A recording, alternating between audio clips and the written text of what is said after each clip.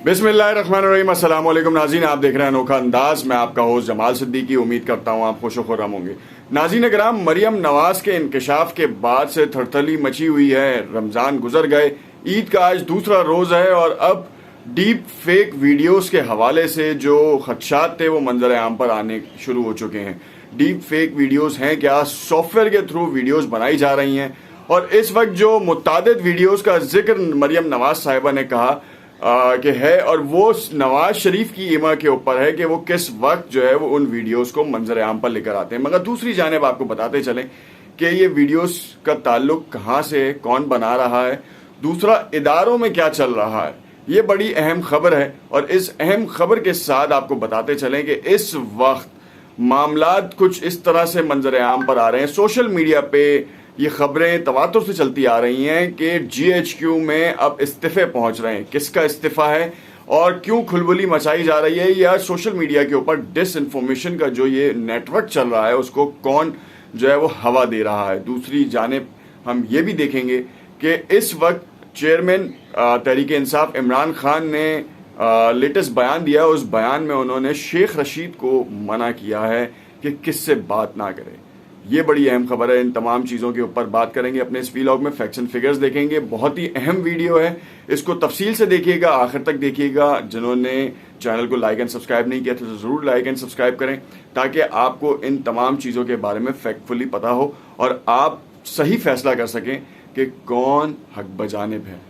ये इम्पोर्टेड हुकूमत का नारा है तो आपके लिए पसंदीदा है, या फिर वाकई ये बैरूनी साजिश का नतीजा है और आप पे मुसल्लत कर दिया गया है, और इसमें मुतादिद इदारों की शमूलियत भी है। नाज़रीन कराम, शुरू करने से पहले आपसे इल्तमास करेंगे एक बार फिर कि चैनल को सब्सक्राइब एंड लाइक ज़रूर करें। सबसे पहले आपको बताते चलें कि इस वक्त हुकूमत में थरथली इसलिए मची हुई है क्योंकि नवाज शरीफ की बेटी मरियम नवाज साहिबा ने मुतादिद इंटरव्यूज़ में इस बात का इंकशाफ किया। उसके बाद उनके शौहर सफदर ने इस बात का इंकशाफ किया कि बहुत से बड़े बड़े रहनुमाओं की वीडियोस उनके पास हैं। कोई स्विमिंग पूल में गिरा हुआ है तो कोई अपने आपे से बाहर है, और वो वीडियोस फहश वीडियोस हैं उनकी और उनके पास हैं। मगर कुछ मालूमात ऐसी मिलती नज़र आई कि US में एक सॉफ्टवेयर है और वो ओपन सोर्स सॉफ्टवेयर है। जो टेक्नोलॉजी से वाबस्ता लोग हैं उनको ये बहुत आसानी से मालूम है कि ओपन सॉफ्टवेयर जो है, ओपन सोर्स सॉफ्टवेयर क्या होते हैं। वो आपको चेहरे के खदोखाल, आपका हम शक्ल अगर कोई हरकत कर रहा हो, कोई बात कर रहा हो, कोई मोशन डिटेक्टर के थ्रू वो वीडियोस को चेंज कर सकते हैं, शक्ल चेंज की जा सकती है मोशन सेंसर्स के थ्रू। और ये बहुत इजी है, ये आप और हम भी कर सकते हैं, मगर इसकी एक्सपर्टीज होना बहुत ज़रूरी है। और इस डीप फेक सॉफ्टवेयर लीगल है या इलीगल, इसके इस्तेमाल के ऊपर है कि आप इसे लीगली इस्तेमाल करते हैं या इलीगली तौर पे इस्तेमाल करते हैं। मगर आपको यहाँ पे इस खदशे को क्लियर कर दूं कि जाली तकारीर भी हो सकती हैं, चाहे वो इमरान खान साहब की हो, शहबाज शरीफ साहब की हो, नवाज शरीफ साहब की हो, क्योंकि ये टेक्नोलॉजी आ चुकी है। पहले हम देखते थे कि सिर्फ फोटोशॉप होता था मटेरियल, खत हो, डिग्रीज हो या कोई और मटेरियल हो, वो बाकायदा फोटोशॉप हो जाता था।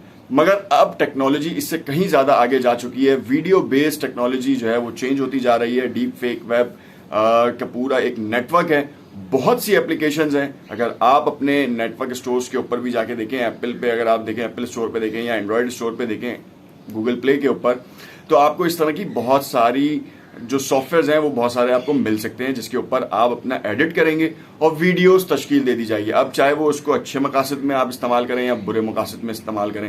किरदार कशी के बारे में इमरान खान ने पहले ही हुकूमत में रहते हुए, जब वो हुकूमत का हिस्सा थे, तभी उन्होंने बता दिया था कि बहुत जल्द मेरी किरदार कशी की जाएगी, क्योंकि करप्शन के हवाले से तो कोई चार्ज उनको मिला नहीं, कोई भी मुकदमा उनके ऊपर सही से बैठ नहीं पाया, चाहे वो करप्शन का हो, चाहे वो नैब का हो, नैब के मुतादिद एसेट्स मेकिंग के ऊपर तोशाखाना का मुकदमा हो, या फिर उनके ऊपर जो उनकी वाइफ की दोस्त हैं फराह गोगी, उनके थ्रू जो है मुकदमा करने की कोशिश की गई या उनकी हुकूमत को निशाना बनाने की कोशिश की गई।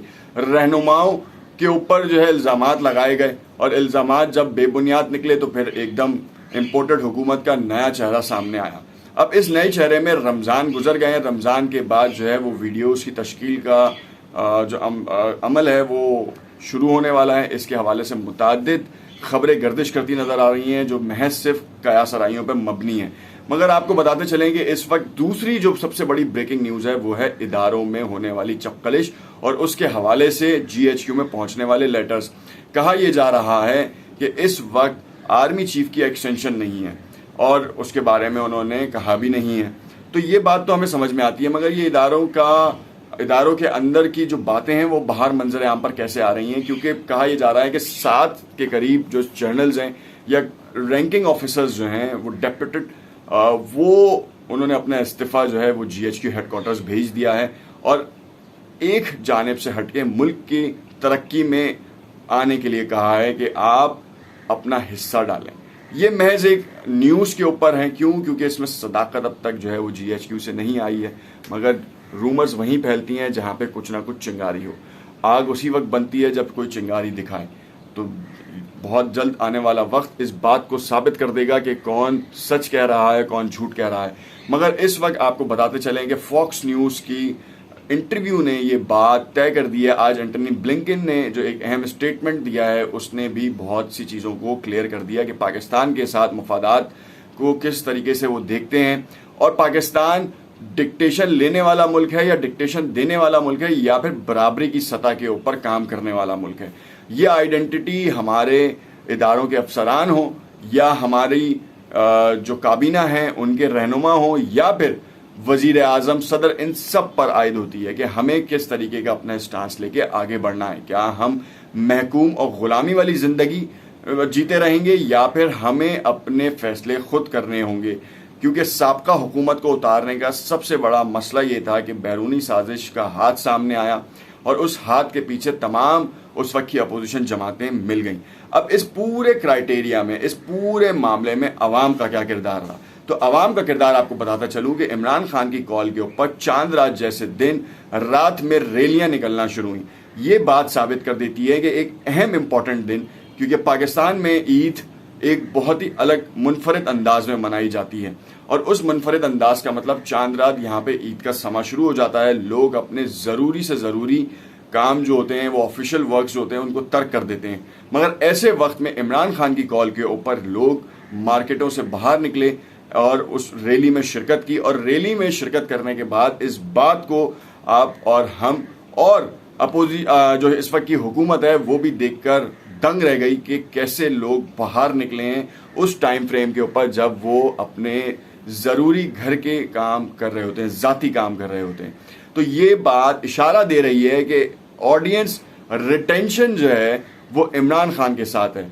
जो टेक्नोलॉजी के लोग हैं वो डीप फेक सॉफ्टवेयर्स के इस्तेमाल को बखूबी जानते हैं और ऑडियंस रिटेंशन, जो मार्केटिंग एक्सपर्ट्स हैं वो इस चीज़ को जानते हैं कि retention CPC lead, cost per lead कितनी ज़्यादा हाई होती है। ये लीड जनरेशन का काम है कि अगर इमरान खान का बयान जो है वो अवाम के दिलों में उतर गया तो अवाम जो है बग़ैर सोचे समझे इमरान खान की आवाज़ पे लब्बैक कहते हुए किसी भी वक्त वो बाहर निकल सकती है। इस अवाम को डायरेक्शन मिलनी चाहिए, चलना तो इसको बहुत है, क्योंकि माजी में भी मुतादिद जो रहनुमा हैं उनके पीछे अवाम चली अपनी बेहतरी और मुल्क की बका के लिए। मगर अब इमरान खान की सूरत में उनको मुल्क की बेहतरी और बका नज़र आ रही है, जिस वजह से वो अपने ज़रूरी काम छोड़ के सामने आ रहे हैं। और इनमें ज़्यादातर अवाम वो है जो आज से कबल ना वोट डालती थी, ना एहतजाजों का हिस्सा बनती थी, ना ही वो रोड पर आकर अपने मुल्क की बेहतरी के लिए सोचती थी। उसको एक आम जिंदगी चाहिए थी जिसमें कोई टेंशन ना हो। मगर अब इस वक्त बहुत ज़्यादा हद तक क्लियर हो चुकी है सिचुएशन। इदारों को भी देखना पड़ेगा। शेख रशीद को जो बयान दिया है इमरान खान साहब ने कि अब वो किसी से बात ना करें, सिर्फ और सिर्फ जो है वो फोकस करें अपनी पूरी एक्टिविटीज़ के ऊपर, क्योंकि बड़ी ईद से पहले इलेक्शन का इशारा शेख रशीद ने दिया।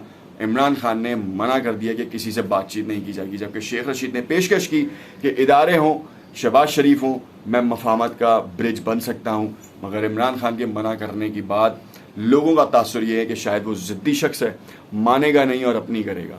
अपनी हुकूमत गंवाने का काम भी यही है। मगर आपको बताता चलूँ कि अब इमरान खान के पास ऑप्शंस हैं। अब चाहे वो इदारे हों, अदालतें हों या इस वक्त की हुकूमत हो, उसको चल कर इमरान खान के पास जाकर बात करनी होगी। इमरान खान किसी के पास जाके बात नहीं करेगा। ये है एक बड़ा टर्नओवर या 180 डिग्री शिफ्ट। इसको बहुत कम लोग समझते हैं। उम्मीद करता हूँ आपकी समझ में ज़रूर आया होगा, और अपनी इस वीडियो के मुतालिक कमेंट में अपनी राय से ज़रूर आगाह कीजिएगा, लाइक एंड शेयर कीजिएगा, ताकि हमें भी मालूम हो और लोगों को भी मालूम हो कि इस डीप फेक सॉफ्टवेयर के इस्तेमाल से क्या आवाम के दिलों में नफ़रत का बीज उगाया जा सकता है या नहीं। देखते रहिएगा अनोखा अंदाज। शुक्रिया।